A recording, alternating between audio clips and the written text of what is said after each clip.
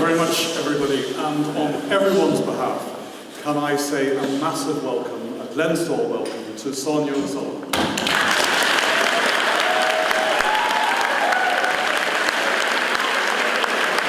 is what's called a red letter day for our school, to have someone who means so much to the Irish people for all her accomplishments and achievements. More of that in a moment, but by way of a Glenstal and an Irish welcome, and welcome back, as it were, Owen's going to play for us on score. Thank you, Owen.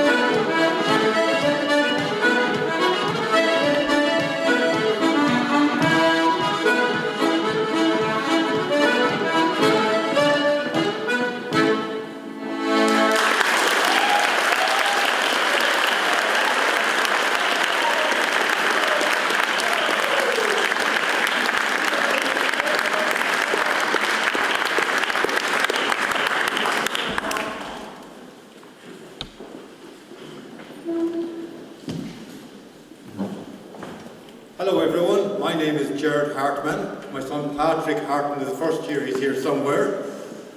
I've brought Sonia here to meet you all, and she's excited about meeting you. She's heard all about Glenstal Abbey School. Now, where were we today, Sonia? We were at a monastery, but it wasn't Glenstal. Did any of you hear of Brian Boru? King Brian Boru? You did your history. So today, we went by kayak to Holy Island on Lough Derg. Sonia and I, we kayaked to a very old monastery. So in 1014, the Battle of Clontarf. You all remember that from history?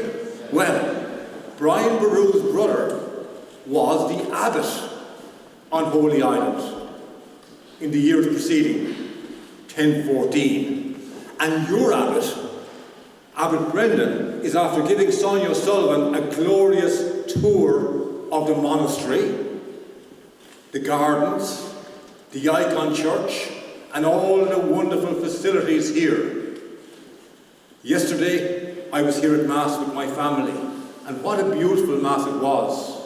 Father Dennis Hooper, it was a gorgeous homily, and I must say, the music, the choir, since September, it's like unbelievable. You're doing something fantastic here. Every one of you students, each one of you have talents. Sometimes we don't realise the talents we have. When I went to secondary school, I was useless in sport. I couldn't kick a football, I couldn't play basketball. On second year, the sports master took 9 of us out to try some running. And he took 5 of us to North Munster Sports.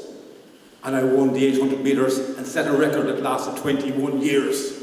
Had that talent not been nurtured, I wouldn't be here today. Because I went on from that, dreaming of going to Olympic Games. I wasn't good enough, but I found a way. I went to 7 Olympic Games as a physio. And I go back to the year I qualified. I was doing a practicum at the University of Florida in Gainesville. A young girl from Cove, outside Cork, was on a running scholarship at the University of Villanova. There was a girl from Limerick at the University of Tennessee. There was a boy from Killorglin at the University of Kentucky. And I looked out for them because I was one of the physios providing services at this athletic meet with maybe 20 universities competing. I found this girl from Cove and she was down on herself because she was injured. She couldn't compete, but the coach brought her on the weekend trip to keep her interest alive because he saw she had a talent. I chatted to that girl. I never heard of her before, but I could see she was passionate about wanting to be good. She wanted to go to the Olympic Games for Ireland. And I told her the two great things you need to think about: patience and time. Your talent won't desert you. Give it time, give it patience. And when I was a young boy, I wrote into my diary every year a poem. A training diary. So the year before I did my leaving cert, a poem called Don't Quit. Because as we'll hear from Sonia, to get to be a world champion, it didn't happen by chance. There was ups, there was downs. And in life, whether it's in academics, whether it's in sport, whether it's with your music, there are going to be ups and downs. And it's how we handle those things in life. Play the long game, don't quit. And this poem I wrote into my diary every single year until I was 31 years of age. Why? Because I knew it wouldn't be all up. I'd have to be ready to deal with the downs. So I'll read this poem before I introduce Sonia, because through her career, we cheered her on when she won, but the Irish people were there when she was down. Don't quit. When things go wrong, as they sometimes will, when the road you're trudging seems all uphill, when the funds are low and the debts are high, and you want to smile, but you have to sigh. When care is pressing you down a bit, rest if you must, but don't you quit. Life is queer with its twists and turns, as every one of us sometimes learns. And many a fellow turns about when he might have won had he stuck it out. Don't give up, though the pace seems slow. You may succeed with another blow.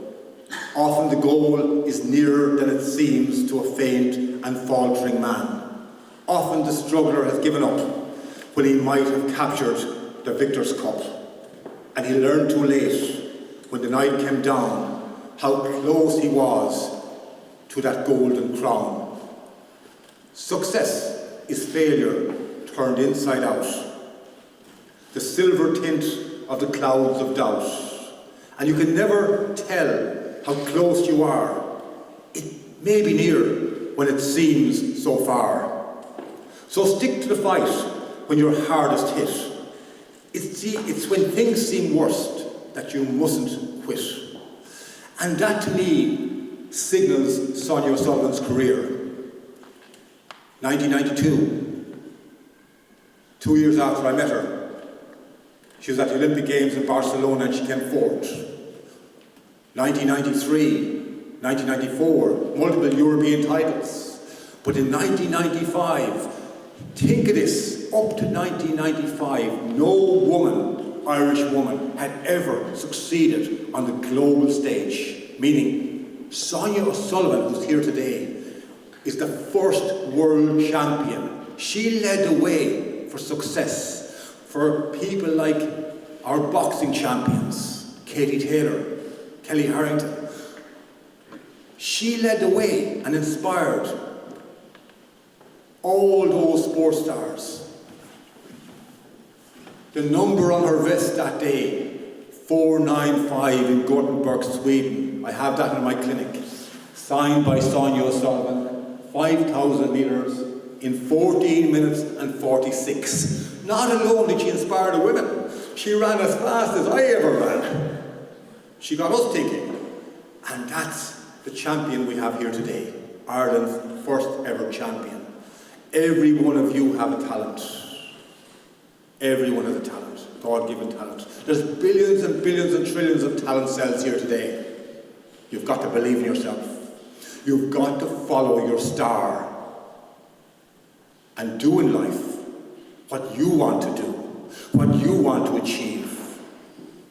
And I know here in this beautiful Glenstal Abbey School, somewhere there's a poem on the wall. Somebody sent it to me. Somebody who was doing a retreat here a few weeks ago sent me the very poem that I give to my patients. I'm a physiotherapist for the last 33 years. Like Sonia, Olympic athlete, Olympic medalist, I have treated 73 Olympic medal winners, multiple world champions. They have all highs to win, but they sometimes go low because when it's robbed from them through injury, the very thing they want to do, they get very low. But I always give them a printed out version of Follow Your Star. Does anyone know that poem? Hands up. 1, 2, 3, 4, 5. It's on your wall in this very school. I had an art teacher, Dr. Colin Maguire, and every class he started the class with a statement. He was from Monaghan. He had a very droll accent, and he started by saying, if you don't look, you won't see. And if you can't see, you can't draw. Look around you guys. Look at your own talents. Respect them. And he always said as well, halfway through the class, if you don't listen, you won't hear. And if you don't hear, you won't learn nothing. So listen. And that's one of the ingredients that Sonia O'Sullivan always has had. She always reached out to coaches, to mentors, always wanting to be better. She was looking for marginal gains to be that world champion, but she listened to her mentors, to the people she trusted, and that was important. So just before I hand over to Sonia, and she's going to give you a lovely, lovely appraisal of sport, follow your star, whatever it is. Don't be easily put down by the pessimist's frown. The goal that you set in whatever line, if you believe you can do it, hope must never decline. Though others may try to push you aside, be steadfast, be resolute, go with confident stride. To some measure of failure, you may have to succumb. No distress, no depression, success will soon come. Your very own person, resolve now to be, and your star you will reach. Just try it and you will see. To our great champion, hand over to Sonia O'Sullivan.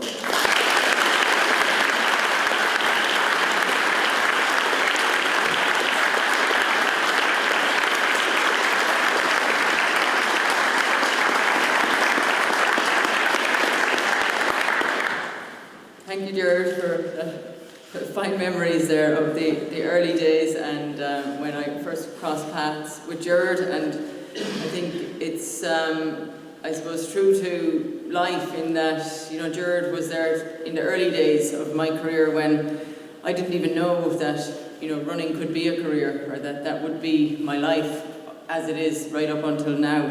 And we have remained true friends the whole time because I think mainly because we've both followed our dreams, we've both found something that we truly love to do in life. Jared through physiotherapy and beyond that, inspiring and mentoring athletes and not just runners but athletes across all sports in Ireland and all around the world.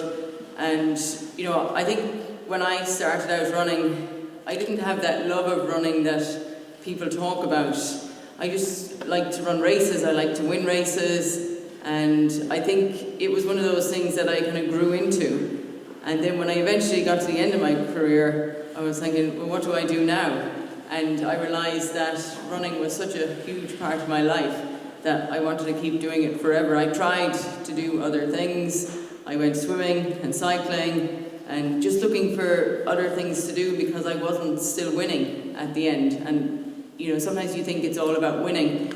And it is for a while, but then you realise that it's not all about winning, but it's what the things that you do to get to this stage and to perform and to do the best that you can. So, you know, Jared said I had my ups and downs. I always view it as a bit of a roller coaster of a career.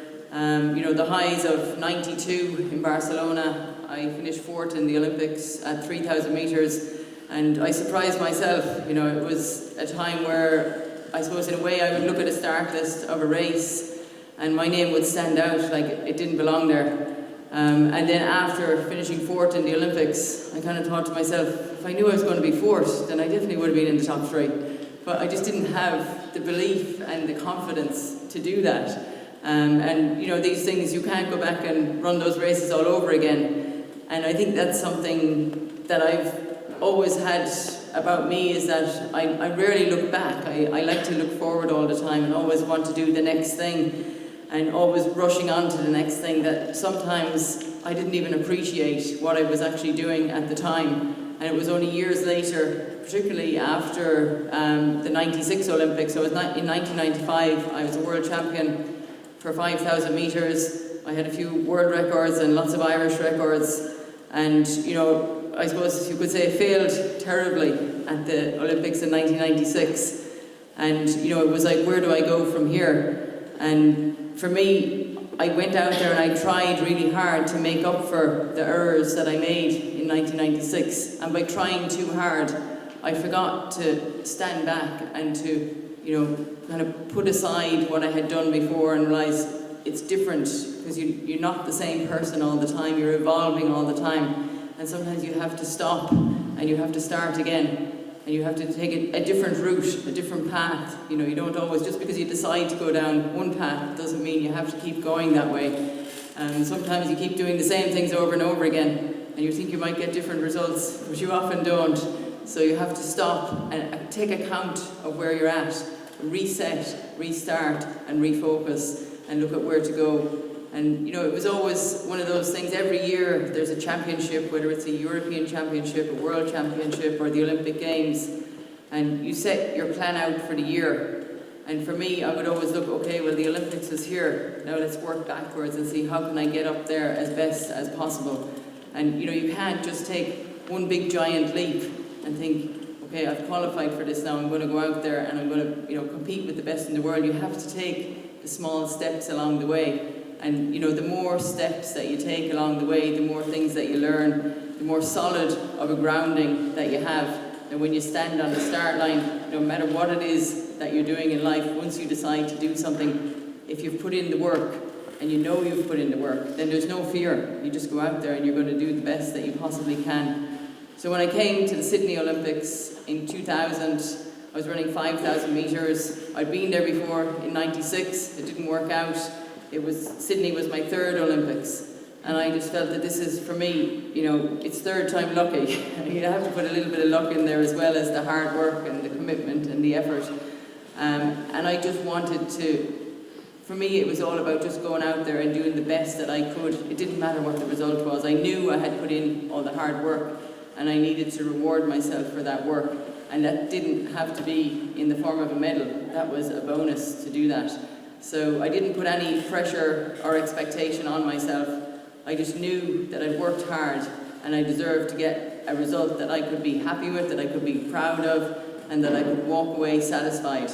And I think that's the biggest thing that, you know, we can all do in life, is to work hard and then to be satisfied with the challenges that we set ourselves, the things that we go after, and, you know, the dreams that we fulfill. So that was kind of me in a nutshell. I was always trying to be the best that I could be, and, you know, I suppose always trying, really, sometimes trying too hard. I know Gerard would oftentimes pull me back and say, you've got to, you know, it's not all about going as fast as you can, as hard as you can all the time.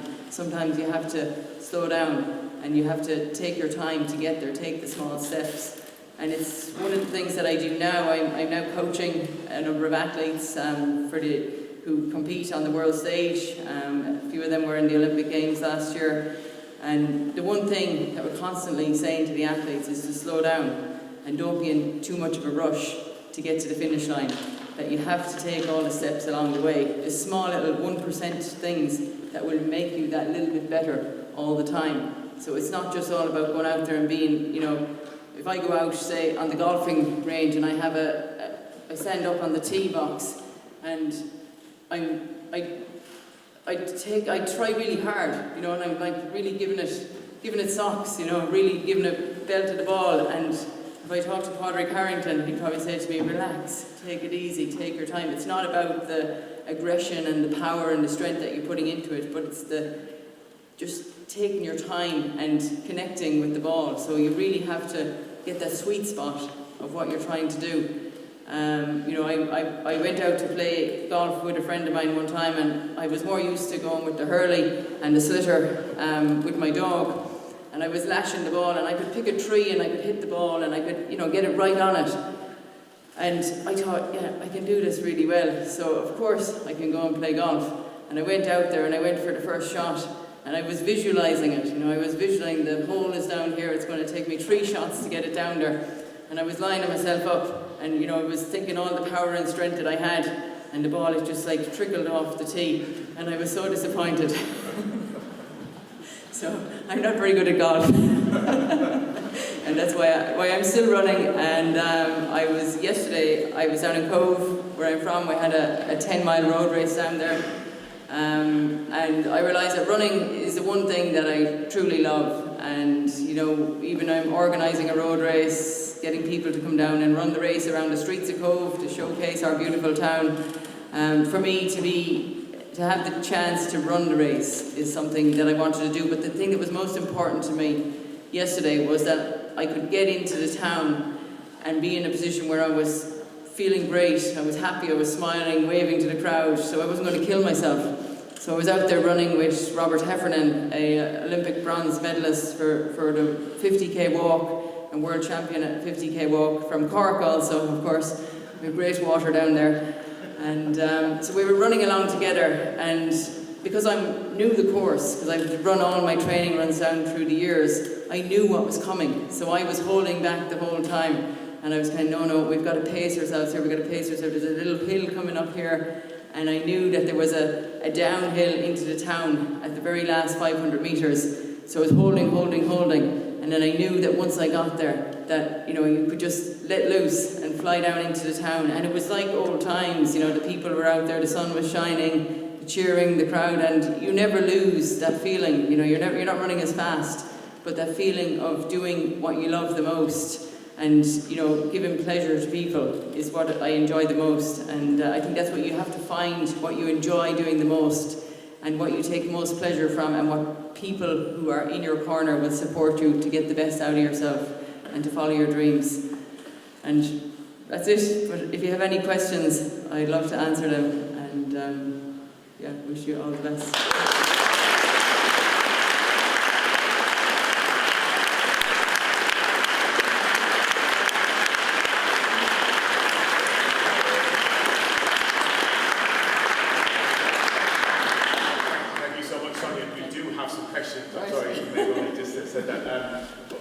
Hands up, you have a question?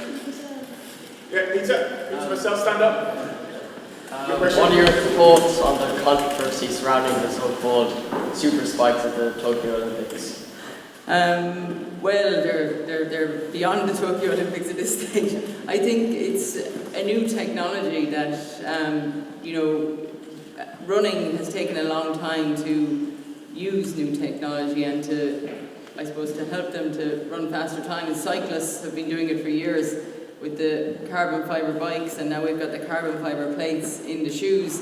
I think you can't really compare a lot of the times from athletes. I say it's pre-carbon, or before carbon. So I'd say all my Irish records and all my fast times were BC, before carbon. So anyone who runs times after that, then they have a little star beside it and say, well, they had the special shoes. And I can tell you the shoes, they definitely work, because I've worn them myself, and it gives you a new lease of life to go out there and run in those shoes. I think they're here to stay, so we have to accept them now. And, it's levelling out, everybody can use these shoes now. And, it's just a new era in running to have better shoes to help the athletes to run faster. But if you look way back, to early years, maybe even when Gerard was running in the 70s, and the tracks were nowhere near as good as they are now. They were running on cinder tracks, and before that they were running on grass tracks. So the sport is evolving all the time, and you get to a point and you think, okay, well, what can we improve now to go faster? And I think that going faster isn't always the most interesting thing, that even though athletes are running faster, there's still the races are the thing that gather the interest. And so if you're running faster but you're still 10th best, it doesn't really change things. So I think you have to be able to be competitive as well as to be able to run fast.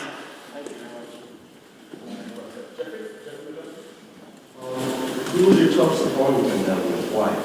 What's that? Who was your toughest opponent? I had a few over different years. I think in the early 90s, I had a lot of battles with Yvonne Murray from Scotland, and you know, there was a number of races where they looked the same every time. I think once I got her number though, I just had to keep up, and I knew I could sprint faster. So I suppose it was a tough opponent, but you know, if I could get myself to keep up, then I knew I could beat her. And then after that, probably Gabriela Zabo. And the thing with tough opponents is that they bring out the best in you, and it means that when you turn up to a race, and whether it's a athlete you're running against or a team that you're playing against, you know when the best people turn up, that you have to be your best as well. And if you're not your best, then you probably run worse, worse than you're capable of. So you really have to be ready when the tough ones turn up. Did you do the same training to build up to each bigger championships? And if not, do you wish you had? No, I think you have to change all the time. I did some training the same, but yeah, I did the weight training I did in the gym was different all the time. It definitely supplemented my running training. And I changed my training from the early 90s to the late 90s because the intensity when I was younger was a lot harder, but if I was to keep going for longer, I had to change the training a little bit. So I had different coaches throughout my life. I had my original coach, Sean Kennedy, in Cove, and he gave me a really good understanding of training, so I knew why I was doing particular training sessions. So that really helped me. When I had my other coaches, Kim MacDonald in the early 90s, and he was all about running fast and putting on your spikes, and it was all really specific race preparation. But sometimes the intensity of that can wear you down. It feels like you're doing races in training, and you have to take the intensity out of it sometimes so that you can save the days when you need your head and your body to work together and to be really ready for the races. And that was when Alan Story, my coach, he gave me a lot of endurance type training throughout most of the year, and then we would top it up with a little bit of speed work before the really big races. Very quick. What were the driving factors that motivated you to pursue your ambitions? Let me think. I think I just always wanted to be better, and I always wanted to challenge myself. I loved working hard, and I don't think I was scared of hard work. From a very young age, I did a lot of training by myself, and I think the thing that motivated me to go out and train hard was when I would go and run a race, and if I would win the race or if I would run a particular time, then I always felt that I could do better. I always felt I could run faster, I felt I could be better. And I mean, even now, I kind of think, well, if I was training now and able to run at the level I was, I can see things that I would have done differently. And you're just learning stuff all the time. And you're looking around at what other athletes are doing and trying to work out, well, how can I be as good as them? How can I be better than them?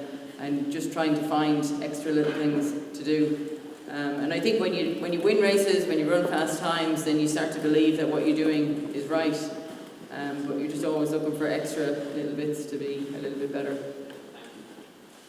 Max Stone? Nowadays in sports, there's a lot of emphasis on mental and psychiatry. Was there a lot of emphasis back in your days on the psychological part of running and its meant to prepare yourself for races? Not kind of, we didn't talk about it a lot, but I think I was lucky in that I was able to manage it myself really well. I think I could block a lot of things out when I was going to a race and not be bothered by things. As long as I knew that I had done all the hard work, and I could I would meet with my coach, or would talk to someone like Jared, or my athletes who I looked up to, Frank O'Mara and Marcus O'Sullivan. We would travel to races together, and you'd have a discussion before the race about how I might run the race, and you just bounce ideas off of them, but in a very kind of normal, natural way. It wasn't a specific, let's have a meeting here and discuss. I like to do things quickly and have my mind made up what I was going to do. And if I was uncertain at all, then I would go and talk to somebody who I knew I could talk to and who would kind of set me at ease, and I would be able to say, okay, well, this is what I'm going to do, this is how I'm going to get the best result, and then just put it away. And sometimes I would get a piece of paper and write it down, and just write down, how am I going to run this race, and what are the things that I'm good at here, and the athletes I'm racing against, what am I going to have to be ready for, and just to get a picture in my mind of what to do. But I didn't think about it too much. I wanted to think about it, have a plan in my head, and to be confident of that plan, and then be able to go to bed and sleep and not worry about it. What kind of diet did you have to follow during training and leading up to competitions? Which kind of diet? Yeah. Well, let me see. It was, I suppose I would always think it was a healthy diet, but I made it up myself. Nobody told me what to eat or what not to eat. I read a lot of books and a lot of fruit and vegetables, and yeah, I think it's one of those things, we're all very individual, and you have to figure out what works for you. And I went through lots of phases of different things and trying, different things that I thought worked, different drinks, and I think you just have to find what works for you in training, and then you carry that with you to the races, and you just stick with it, and then you get bored with that and you go and you look for something else. But I think just keeping things very, very simple, and there was no magic foods out there, though I did tend to eat the same things over and over again, before races, but yeah, scones were always a good thing for me before a race. A cup of coffee and a scone always, 3 hours before the race. Or a classic last one, I think. Do you feel like there should be more funding towards the track and field athletes in Ireland today? More funding? Yeah. I think there's a lot of funding. I think athletes receive a lot of funding in Ireland, more than most countries around the world. And I don't think, maybe they don't realise how much they've got. And I think people think they need more than they do. I think if you keep it simple, and I always believe that if you got results, then you would be rewarded. And that was how I always went through my whole career, was to work hard and to earn any funding or payment that I got. Yes, Colin? When did you start running then? I started running twice. I suppose I had two starts. I had a trial when I ran the community games when I was in primary school, and back then there was a lot of short 100 meters and long jump and things like that. I wasn't very good at it.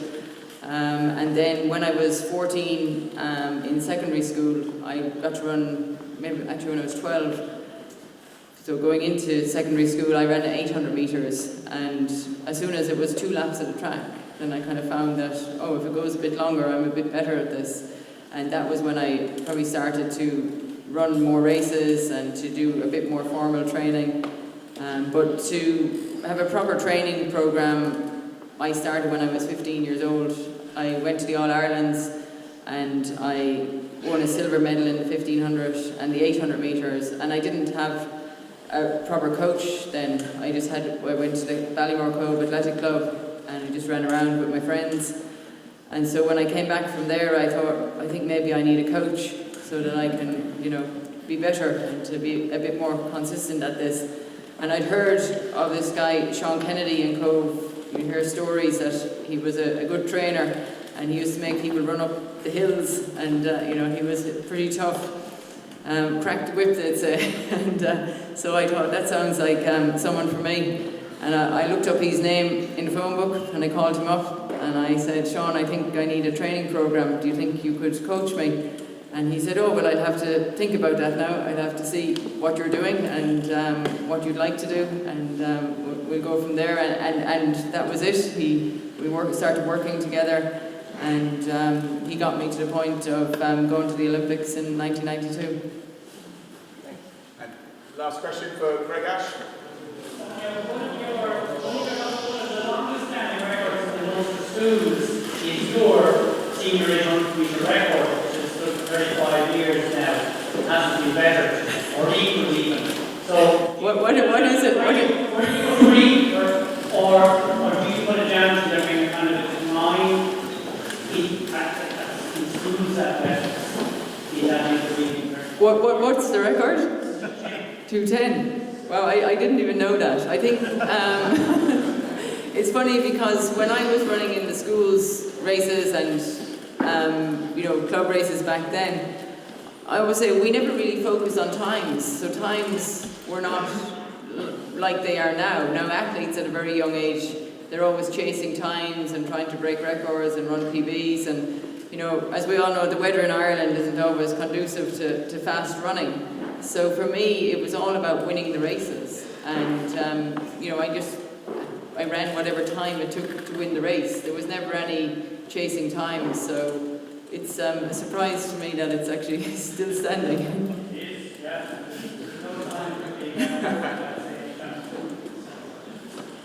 Greg's heavily involved in the school athletics, so it's a loaded question, I fancy. Sonia, thank you very much indeed. That was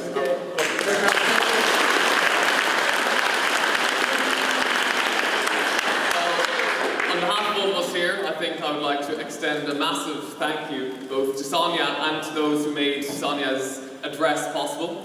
I think we all gained immensely from it. Sonia, it was both informative and, as importantly, it was entertaining, which I think, you know, we can all appreciate. The moment that stood out most for me was when Sonia said that if she had known that she was going to be fourth, she would have come in the top 3. So, you know, self-confidence is a great thing. It might not always help you win, but if it doesn't, at least you get to have a bit more fun. So, there's just a small presentation here for Sonia, which includes, unfortunately, it doesn't include the Glenstal Book of Prayer, but thankfully, we replaced that with 2 Glenstal books of propaganda. So,